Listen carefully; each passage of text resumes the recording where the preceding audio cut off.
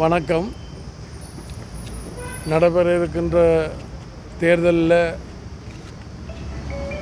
வடக்கு கிழக்கு மாவட்டங்கள்லேயும் கொழும்பு உள்ளடங்களாகவும் ஈழமக்கள் ஜனநாயக கட்சி EPDP இந்த முறை தங்களுடைய வேட்பாளர்களை நிறுத்தி வருகின்றது.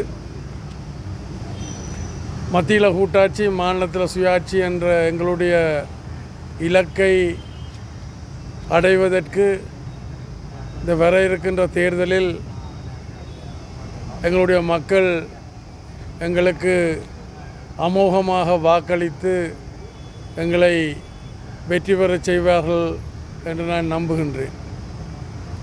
இந்த தரம் கொழும்பில் போட்டிக்கிறதுக்கு காரணங்கள் இருக்குது. விசேட காரணங்கள் என்று அல்ல, ஆனால் கொழும்பிலையும் எங்களுடைய ஆதரவாளர்கள், அங்கே இருக்கக்கூடிய மக்கள் இந்த முறை ஒரு கோரிக்கையை விடுத்தபடியினால் நாங்கள் இந்த முறை கொழும்பிலையும் போட்டி போடுகின்றோம். புத்தள மக்களும் கேட்டிருக்கின்றார்கள், ஆனால் எங்களுக்கு அந்த நேரம் பொருந்தி வராதபடியினால் நாங்கள் அதை பற்றி நாம் யோசிக்க இல்லை.